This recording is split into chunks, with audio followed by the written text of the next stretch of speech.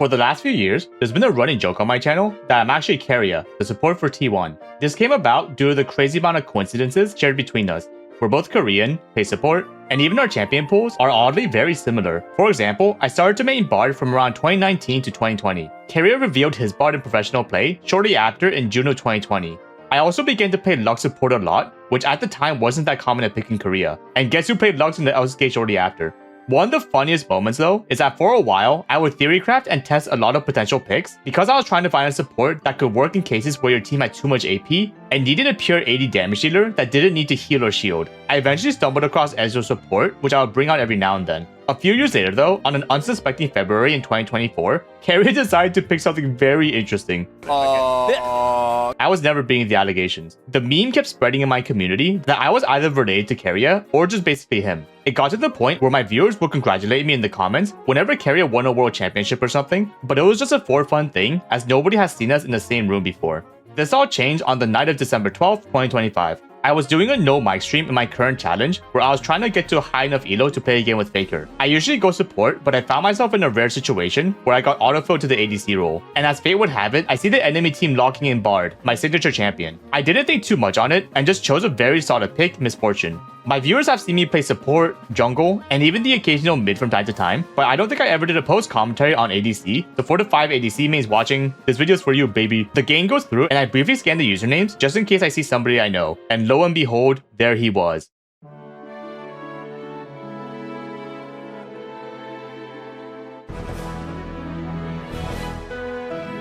I see the name Keria showing up next to Bard's icon. I was stun-locked for a second, thinking that there was no way it was a real one. Like I've seen hundreds of fake hide-on bushes, but after hovering over his name and confirming that it was indeed the tag he used, I suddenly realized the situation I was in. I was up against Keria's Bard, the same Bard that gets permabanned by every professional team due to how good it is, the same Bard that won 3 world championships, and the same Bard my viewers kept claiming was just me in disguise. And I was autofilled, so Keria really had to log in to even stand a chance against me. It was like midnight at this point, but my brain suddenly turned back on to work overtime. Just another typical Korean work week, am I right? I was honestly really conflicted. On one hand, I could finally test my skills against a world-class support, but on the other hand, there was a small sense of ego because I really don't like the idea of losing to other Bards as a Bard main myself. Right off the bat, I see my Pantheon support going topside to do some kind of cheese. I didn't think much on it, except for the fact that he just does nothing and is late to the lane, which means we just lost early level 1 prio for no reason. You usually go Q-star on Misfortune, but Pantheon was so late and my mind was fried, so I was like, you know what? I'm starting E to get that minion. I ended up not even getting the CS though, so it's kind of cooked. Pantheon is learning the alphabet or something in chat, and I can't decipher what he's saying, but that distracts me long enough to forget that, oh yeah, we lost level 1 prio before minions spawned, and I get chunked out for being dumb.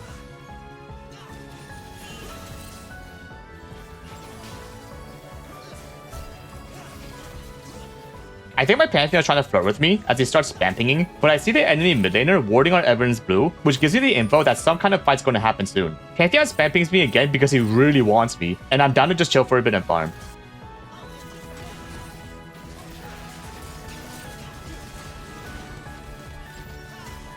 As expected, the enemy Rek'Sai comes to counter jungle, and I know that if Evelyn loses camps early, she'll be completely useless for the rest of the game. So I walk up to help with the full knowledge that I'll probably die. Not gonna lie, I played this entire game with the expectation that my support would play similar to how I usually would. And in this situation, where we know Ezreal is over the wall, I would have stood in front of my ADC to block any potential skill shots. But Pantheon just watches as I tank everything before going in. I still try to bait him closer to the tower before going for a last second flash, but I didn't realize that Ezreal had pressed the attack instead of the usual lethal tempo, so I don't react in time to escape after the sudden burst goes through.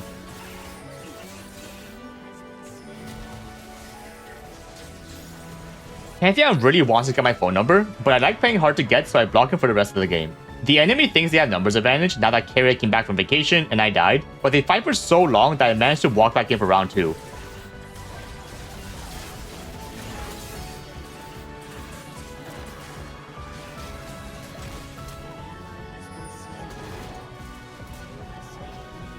And now we're back in the game, baby. Since I'm a Bard main myself, I know all the angles he can go for. And after seeing Ezreal just hard-shoving the wave, I play very defensively, respecting a potential portal flank, and get ready to freeze the wave near my side of the map. Keria opts to just perma-roam this game to avoid the 2v2 matchup, which forces Pantheon to eventually perma-roam too. So that leaves me and Ezreal in a 1v1. I'm totally fine with this development, since I am very comfortable with managing lane states and farming up slowly. I know from my solo queue experience that most ADCs have no clue how to play safe, so I'm just using this time to figure out when I should fight. I see my support and jungler finishing out the Rek'Sai mid, and after I see Ezreal walking forward to potentially stop me from freezing the wave, I see an opportunity and take on the engage. I know there's no world I can win this 1v1 unless I dodge every single Q, but I'm just trying to stall for time until my backup can slowly arrive, while also making sure that Ezreal is low and distracted enough where he won't be able to get away from the gank.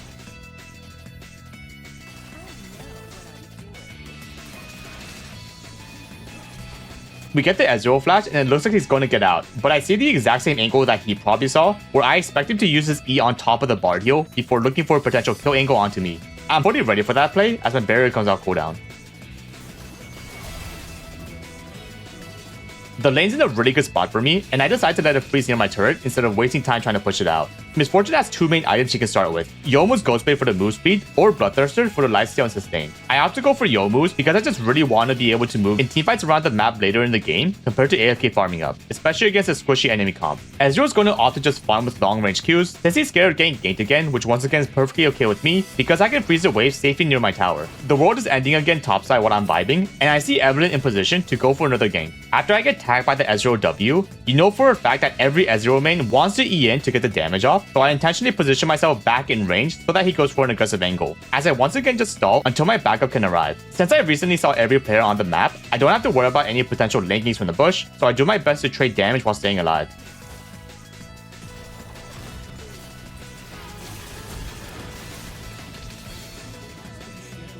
I know that Bard is either going to gank me or freeze the wave himself if I spend too long clearing the minions. The instant I turn level 6, I use my ult so that I can recall immediately. Keria, in typical LCK macro fashion, uses his spellbook TP to catch the wave bot so that the minion resources aren't completely lost. I also made sure to hard shove the wave so that by the time I came back, there would be a very low chance of Bard being in lane. There's not really a reason to say bot, especially when I'm not going to be there for a while, and with the grubs coming up, it just makes too much sense macro-wise for Keria to roam up and continue leaving the ADCs alone. But because I set up the lane to return back to a 1v1, and with the extra items I got from the previous fight, I look for an all-in angle. I know Ezreal just uses ultimate and his flash is still on cooldown, but I roughly know that unless I dodge one or two of his Qs, I'll still be behind in damage, so I'm going to change my game plan based on what I get hit by. I purposely wait until I expect Ezreal to use his first Q on the minion wave, since that's what he's been doing all game before going in. I tried to sidestep the second Q, but since I got hit by it, I meant to prepare myself to flash to dodge his third Q. I intentionally keep stepping back and forth in the same spot to condition Ezreal into aiming his skill shot there. And right as I see his E animation going off, I flash into the bush to briefly cut line of sight before finishing him off.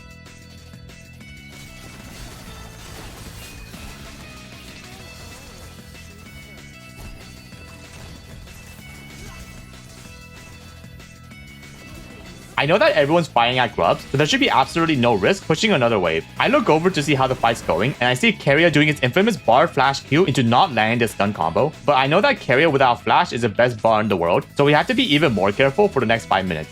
I finish off my Youmuu's, and I think that Ezreal is tilted or something for losing lane against a Bard main, so he just walks up and gives up another kill for free.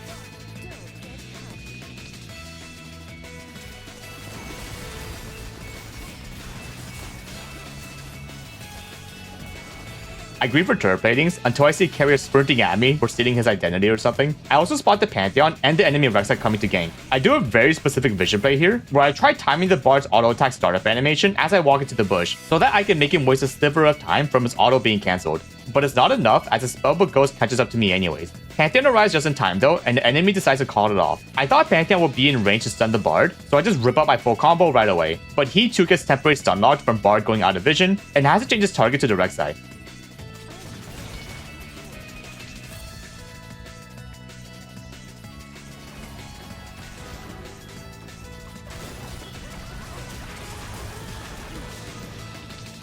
I check the map again and see my Victor and Evelyn coming down. Ezreal should also be back soon, so I know that if we can just stall the fight for a bit longer, they should be able to clean up afterwards. I could have tried walking up here to secure the kill while Keria was trying to dodge a Pantheon Q, but I was being careful of the Rek'Sai spit thingy into ult combo, since I would just instantly burst me. I know that I can get out if I want to, but with my teammates almost here, I try to keep the enemies interested by walking up into melee range. I fully expected Rek'Sai to tunnel in, so I saw a world where I can Q her, which would pick off Keria in the double up bounce, but I was a little too slow and I freaking die, as the rest of my team finally shows up to help.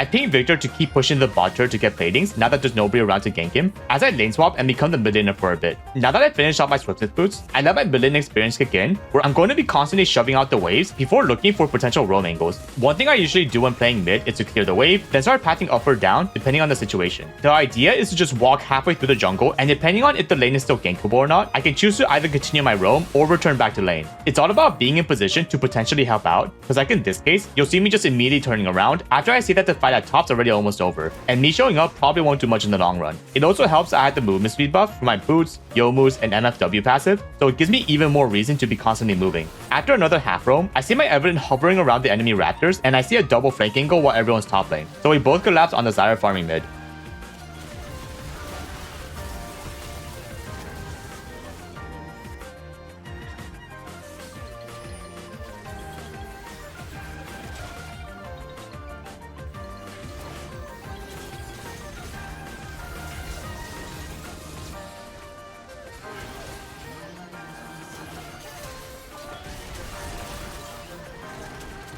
I just spend the next few minutes taking advantage of my movement speed to run to whichever side of the map has people fighting. Whenever I see Rek'Sai ulting a lower speed teammate, you're going to see me running in the direction of where Rek'Sai should come out from, so that I can burst her immediately in melee range, since the bullet travel time could potentially lead to a teammate living or dying. Keria does a crazy escape play where he does a long portal over the wall before flashing to get into range of the Hex Gate, and nobody is in position to cancel the channel.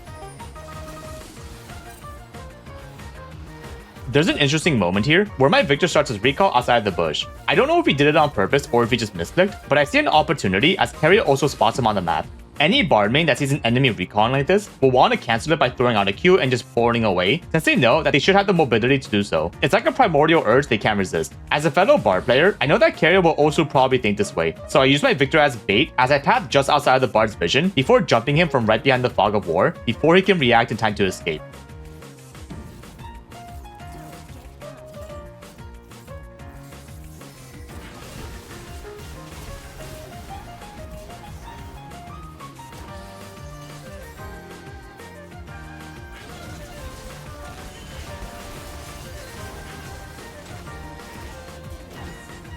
Check out this sick ultimate trick I learned from watching Casual.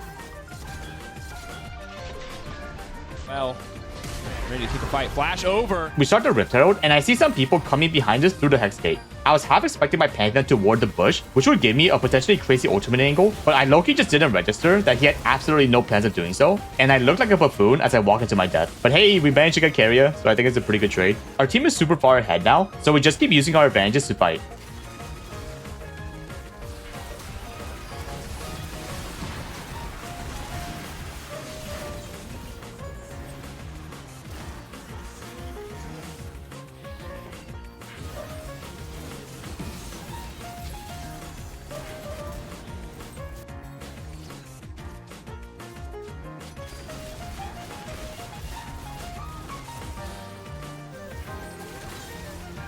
The enemy is addicted with Hexgate portal flanks, but they don't know we're just spawn camping them now. I get vision of Keria as he autos from the bush, and I don't want my Pantheon to get stunned, so I do a slight step back to avoid the Bard Q.